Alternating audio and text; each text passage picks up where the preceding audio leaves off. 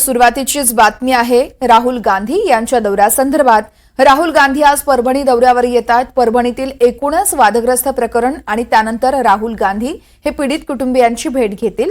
केवळ महाराष्ट्रात नाही तर देशभरात परभणीचं प्रकरण हे चर्चेत राहिलं होतं आणि याच पार्श्वभूमीवर राहुल गांधी पीडित कुटुंबियांची भेट घेतील।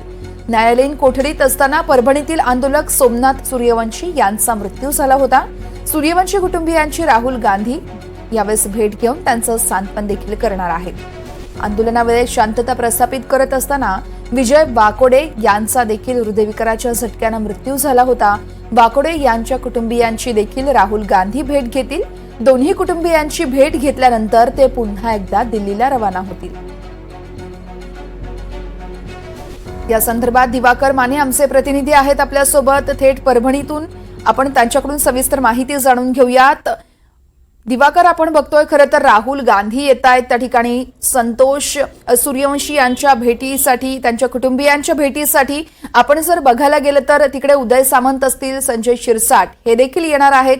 नेमकं कशा पद्धतीनं या संपूर्ण दौऱ्यासंदर्भात माहिती दिली जाते आणि राहुल गांधी कधीपर्यंत परभणीत पोहोचतील?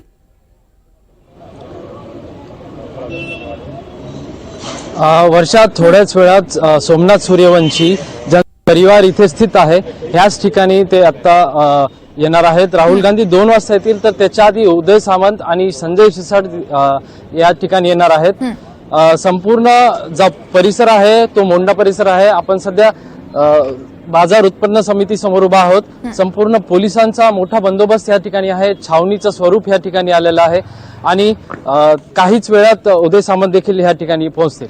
वर्षा, निश्चितच दिवाकर, आपण जर बघितलं तर राहुल गांधी हे 2च्या सुमारास येणार असल्याची माहिती आहे। त्यामुळे अर्थातच त्या ठिकाणी पोलिसांकडून देखील योग्य प्रकारे काळजी घेतली जात असेल। प्रशासनाकडून कशा पद्धतीनं तिथं काळजी घेतली जाते?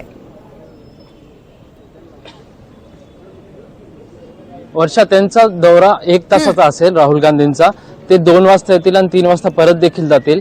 पण त्या संपूर्ण जो एरिया आहे तो प्रशासनाने पूर्ण इकडे सिक्युरिटी चेक लावलेले असतील किंवा बॅरिकेडिंग केलेली असेल आणि प्रशासनातर्फे एकंदरीतच मोठ्या प्रमाणात इथे पोलीस तैनात केलेले आहेत।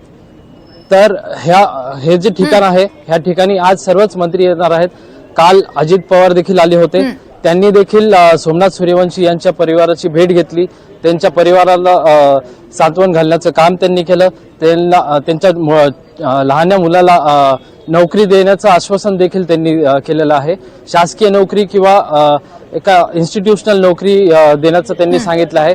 आता बघण्याचा भाग हा असेल की सोमनाथ सूर्यवंशीची आई, त्यांची मागणी आहे की आम्हाला न्याय हवा आणि त्या मागणीमध्ये आता ते पुढील अजून 10 लाखाची जी राज्य सरकारने मदत केलेली आहे त्या मदती व्यतिरिक्त अजून काय मागणी असेल हे राहुल गांधी कडनं ते जाणून घेणार आहेत। निश्चितच राहुल गांधीला सांगणार आहेत। निश्चितच या दौऱ्यासंदर्भातले सगळे अपडेट दिवाकर तुमच्याकडून जाणून घेत राहू। तुर्तास धन्यवाद तुम्ही दिलेल्या माहितीसाठी।